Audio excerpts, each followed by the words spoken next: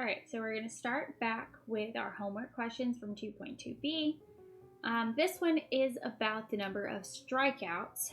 And we worked one like this in the 4 o'clock class the other day as practice, where X is the number of years after a certain year and corresponds to 1 year.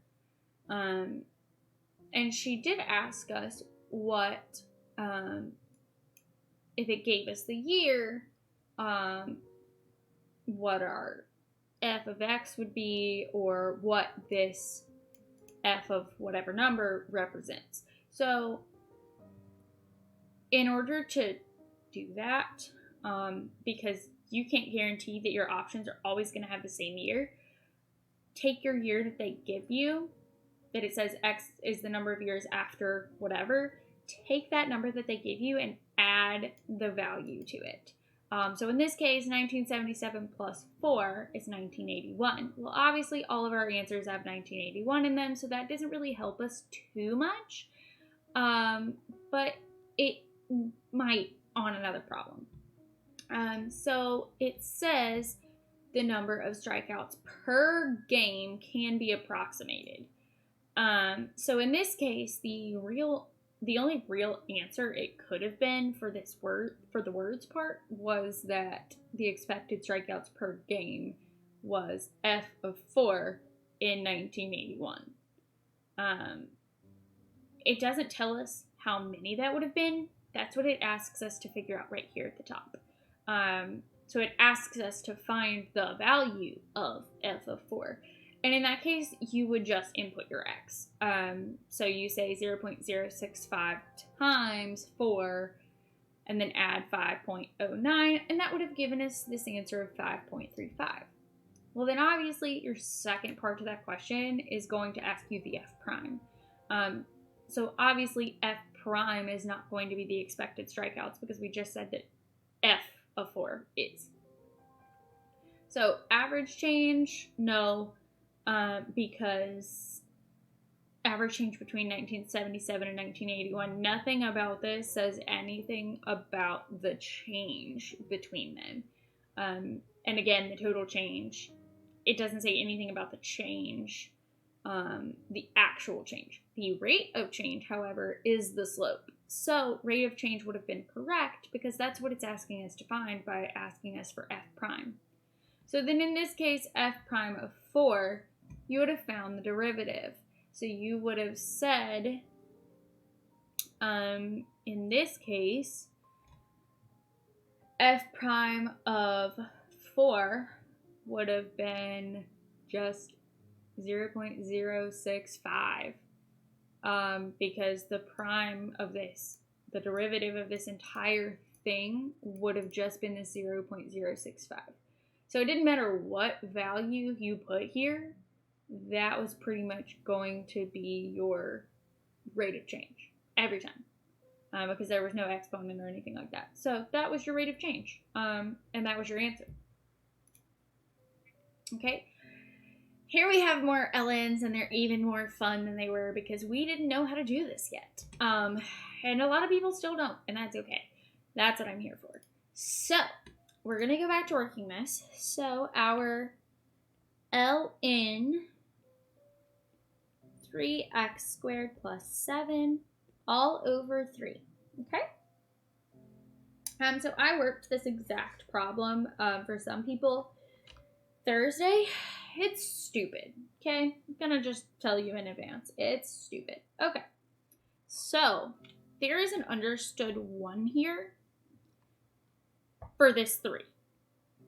Okay? So we can pull that out and not have to worry about it anymore for right now. So then that gives us 1/3 times Ln of 3x squared plus 7. Now that looks familiar. Or it should. I hope it does. So at this point, you take your whole thing, and I'm going to use a different color here, and your derivative. So your whole thing, I'm going to bring this down. Your whole thing is going to be your bottom. So 3x squared plus 7. And your derivative is going to be the top. So 2 times 3 is 6. And 2 minus 1 is 1, so where x stays. That's going to be it. So I'm going to move that over just for the sake of making it look better. So then you're just going to combine your terms. Obviously 1 times 6x is just going to be 6x. And then your bottom is going to combine, but not really at first. Just so that you can double check yourself while you're doing these. So then you would distribute out, or distribute in your terms. So 6x over 9x squared plus 21. And then it gives you a point. It gives you the point of 8, 1.76. Like we've said before, your y value is basically useless here. You are going to input your x value. So we're going to input our x value here. So 6 times our x value over 3 times our x value squared plus 7. Okay? So we know that 6 times 8 is going to be 48. 8 times 8 is 64. Oh, I meant to put that in a different color to make it easier for y'all to see. So 64 times 3 plus 7. Okay?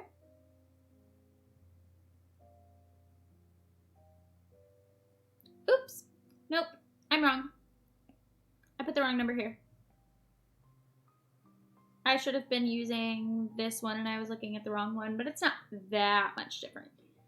I just have to go back and fix these 2 places. But once again, this is why she said she's not going to count full credit off if we make a simple mistake like that, because she makes them in class and we're almost guaranteed to make them as well. Let me, hold on one second. There we go. Okay. So then we have 9 times 64, which is going to equal 576 plus 21 with the 48 above it. That's going to work out to be 48 over 597, which equals, because it asked us to round to the nearest hundredth, it was 0.08. And that was, in fact, the answer. Okay. All right. So, here's one that I'm going to admit I got wrong. Because I didn't understand this when we were doing it. I didn't. But I can show you how to work it now, and that's what we're going to do. Okay. So we're going to erase everything. Okay. So our problem is, not 2, 3. 3x plus 2 all over 7 square roots of x. So now that I know how to do this, I know to swap this over. So what I'm going to do is do that. So 3x plus 2 over 7 times x to the 1/2 power. Okay? So now I can either go ahead and solve this with product or quotient rule. If I do it with product rule, I have to move this here up to the top, and I would do that by just making this 7x to the -1/2. But because it's going, like, we would still have to move it back down, I'm just going to work it as quotient rule. But I'm not really sure how we were expected to know this when we first did it, which is why it asked us to do it with the graphing calculator, but that doesn't teach us how to do it. So I'm going to show you with our quotient rule again. So our f is 3x plus 2. Our f prime is just 3. Our g is 7x to the 1/2. And our g prime is, if I can find my calculator so I don't mess this up, although I'm pretty sure it's just gonna be, yeah, it's 3.5, which when changed into a fraction is,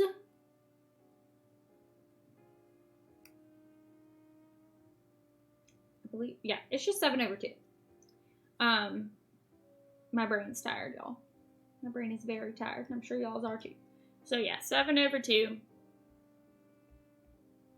x, and then you still have to subtract 1 from your 1/2. So 1/2 minus 2/2, or 1 minus 2, is -1/2. Okay? So then quotient rule, as we went over before, is g times f prime minus f times g prime all over g squared. Okay? So we're going to do our g, so 7x to the half, times our f prime.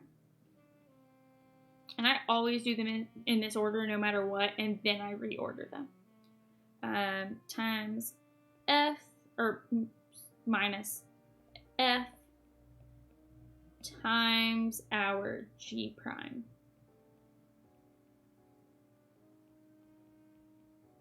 Okay?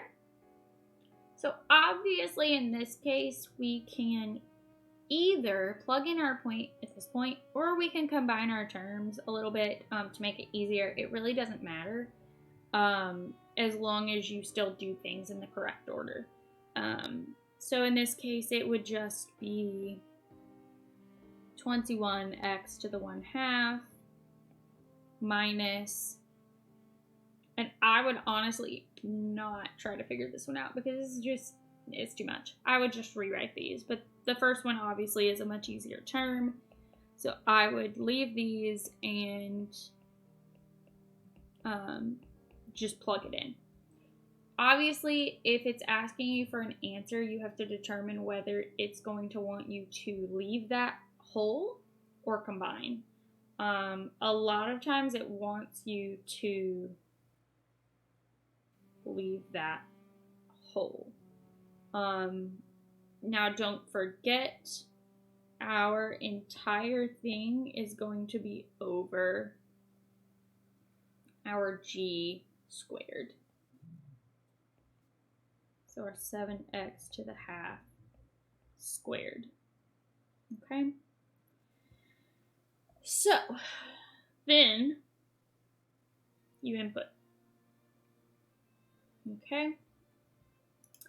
Let's see. And honestly, even going through to the explain error or solution for 2.2b didn't really help. So I just kind of had to figure these out on my own so that I could help you guys. So we're just going to plug it in. So for the sake of simplicity, I'm going to plug this into the original thing that I got instead of the other one. Oops.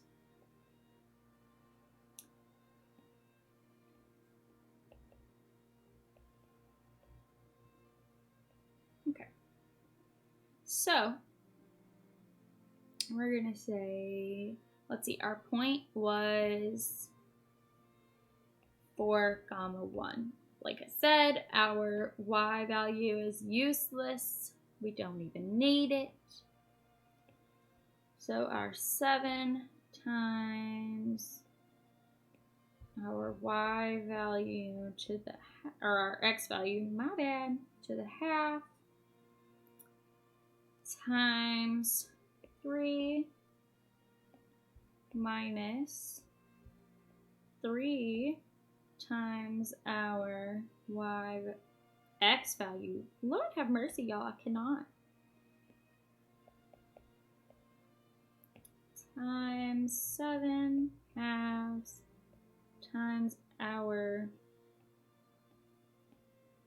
x value. Got it right this time.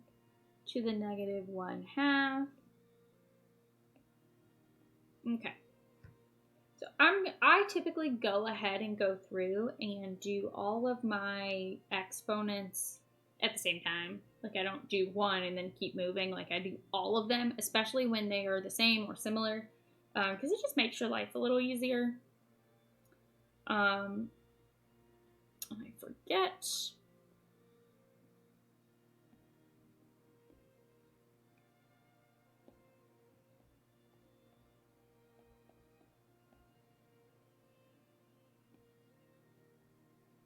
All right.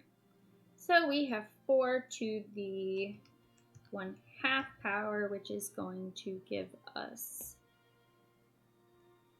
2.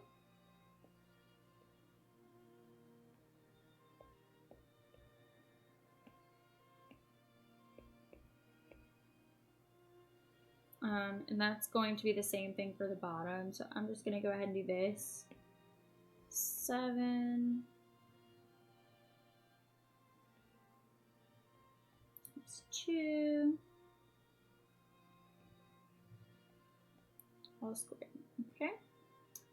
Then minus, and I could go ahead and multiply this out, but I'm not for the sake of staying consistent and showing y'all all the steps just in case anyone's still confused. 7 halves. And then this one is a negative, so just for the sake of making sure that I'm right, I still put things in, even if it's a duplicate sometimes, because in this case it is a 0.5 or a 1/2. So, oh, wrong color. So in this case, 4 to the negative 1/2 is just a half. So, and I could have put that as a decimal. It doesn't really matter because when you put it in your calculator to get the final answer, you're gonna get a decimal anyway. So it doesn't really matter here in this particular case. Okay, so I'm gonna scroll down a little bit so we can keep going. Okay, so we have 7 times 2, which is 14, obviously. Times 3 minus 12 plus 2 times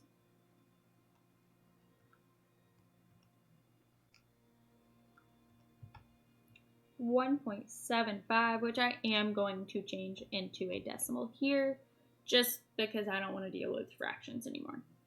All right, over 7 times 2 is 14 squared. All right, then 14 times 3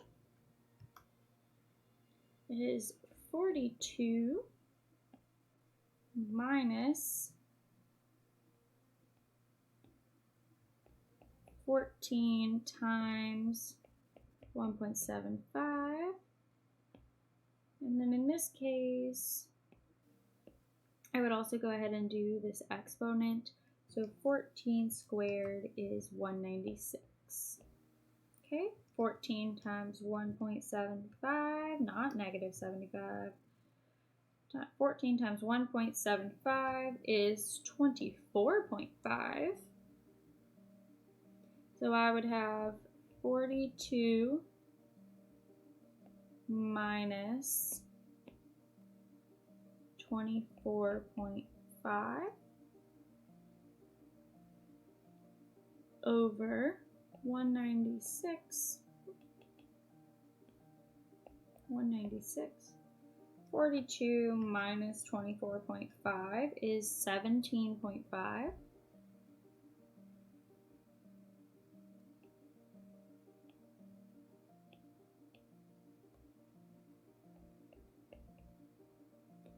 over that 196.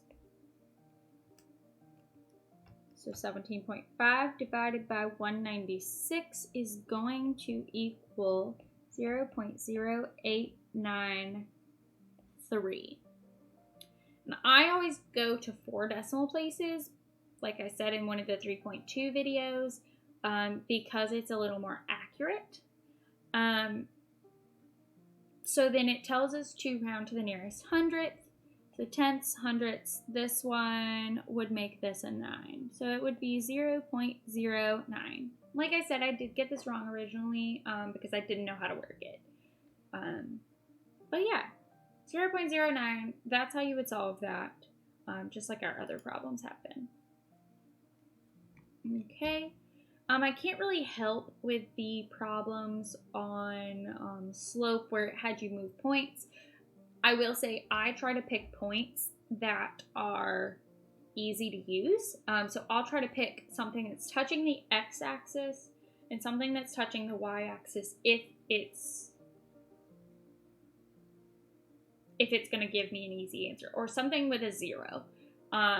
Something with a 0 is going to be easiest because it's fewer numbers to work with when you're doing your y2 minus y1, x2 minus x1, all that nonsense. Hopefully everybody knows how to do that. If not, let me know and I'll do another video on that too. But I think that's pretty well explained in class, I think. All right, and that is the end of 2.2b.